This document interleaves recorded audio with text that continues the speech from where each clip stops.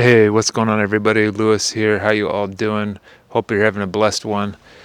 When it comes to mindset, repetition is key. So it's just like lifting weights, just like anything in life. Stay tuned. I'll get more into it, how to incorporate doing so, and so on. If you end up by liking the video, please like it, share it around your friends, subscribe to the channel. It helps a ton when it comes to getting this channel to a wider audience by means of the good old algorithm. So thanks in advance. So a lot of us, when we're trying to reach certain goals, or just even not reaching goals, just going through our day-to-day life, we can notice how our mindset can get in the way sometimes about things. We might notice certain themes.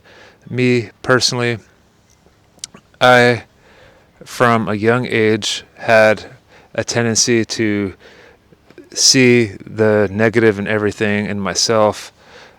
I would generate thoughts, and this was a belief basically, and thoughts stem from belief that, a belief of I'm not good enough, and every time I try, I fail. Thoughts that stemmed from those beliefs, and will just kind of confirm that bias over and over again. It was because of how I was raised and certain things around my environment. So understanding why we think the way that we think, see things the way that we do is important. It's not about blaming. That's a trap that many people can get into, because a lot of us have trauma and stuff like that, right? And we can just get angry at other people and our upbringing. And that feeling's valid. That's something to, there's a process for that too, of course, but when we're ready and we're wanting to go forward finally and move on from all that and have a new mindset, repetition is so important. So I want to stress that this is a step-by-step process. Sometimes you still might be angry, and you got to sit with that anger for a while and learn from it.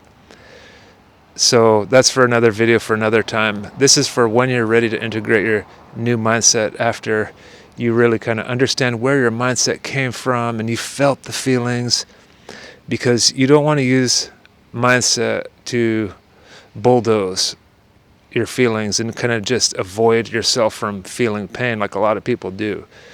You don't use false positivity. I've done that in the past, and it brought me back to the same place over and over again. You want to learn from those feelings and understand why you're angry and so on. So when you're ready to finally move on, you've got to start to catch your thought processes and see what kinds of negative thoughts are being produced in your brain, and negative speech, because our beliefs, our perceptions, the way we see the world are connected to our thoughts. They're connected to our feelings and our action or lack of action in life. So recognize what kind of, like me personally, I'm not good enough, and every time I try I fail. I had those kind of thoughts. So I began to, when I caught those thoughts, replace them with I am good enough, or I am worthy. Even though I've failed in the past, I can succeed next time. So you've got to be very consistent. That's a main point I want to bring up. You really need to be dedicated to this improvement stuff. It's just like fitness. You can't just exercise once in a while, lift weights once in a while, eat healthy once in a while, and expect to get results. I really like connecting these. I've been a personal trainer and a yoga teacher for a long time, so I really like the connection between the mindset stuff, the spiritual stuff, and the physical stuff. There's a lot of connecting themes. To even learn a new language, you have to use repetition. You have to repeat. I've been learning Indonesian, and I speak some Portuguese and Spanish pretty well too, so this is my next language. One thing I've learned for sure in learning these languages, you've got to be consistent. You've got to do it at least 4 or 5 times a week and spend at least, more or less 30 minutes each session, and eventually it gets natural. Muscle memory, muscle memory, muscle memory. It will become more natural for you to think positively and speak positively, even if it's not positively, at least in a neutral way. for it to become a natural habit. And eventually, with time and consistency, it will become natural. And what I want to bring up is that it can be cyclical sometimes. Life will test you on many things, especially your old self or old versions of yourself will test you quite frequently. So you might have a good week or a good month where, man, I'm thinking so positively, yay. And then randomly something happens next month that makes you feel like you're going in a downward spiral. That's normal. Please don't give up. Giving up is never an option. That's one thought that, God, I used to mentally, oh, what's the point? That's a dark place to go. Never give up. Realize it's just another test to help you become more solidified with who you are and who you want to be. So think of these cyclical challenges as tests to make you stronger and make you more solid in who you are. Sometimes certain things or certain seasons, maybe it's your boss or your relationship with authority. Sometimes it's your family. Sometimes it's love or relationship stuff that will cause certain thoughts. So write the stuff on paper. I advocate for journaling a lot. Meditate.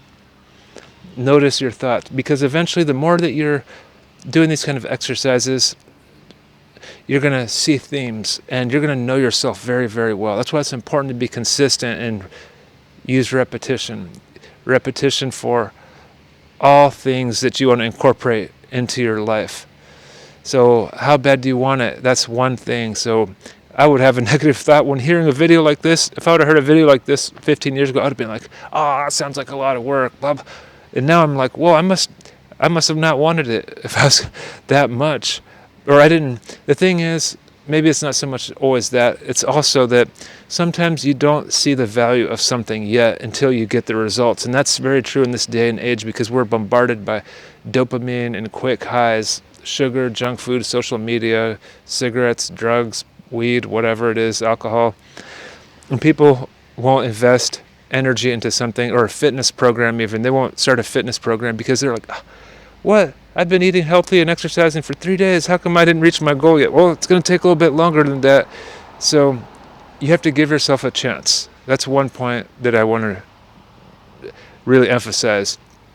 Be consistent and let go of the outcome, because after 3 months, 6 months, 9 months, you're really going to see the benefits build up over time.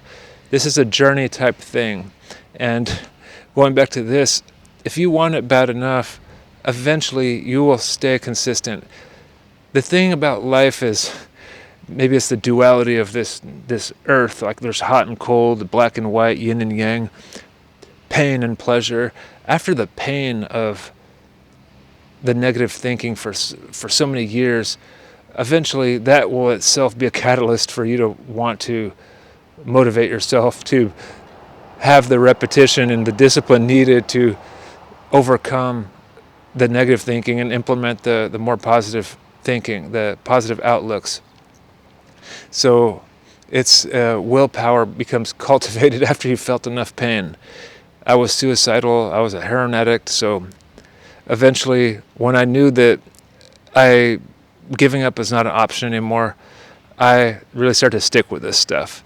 So you don't have to wait until it gets that bad either. No, you can start now and let go of the outcome, be dedicated, realize it's a journey, it takes time, and all of this will help you feel better. That's why you want to do it, because you'll feel better once you're thinking better and you're speaking better. The way you speak to others and yourself is equally important, if not more important.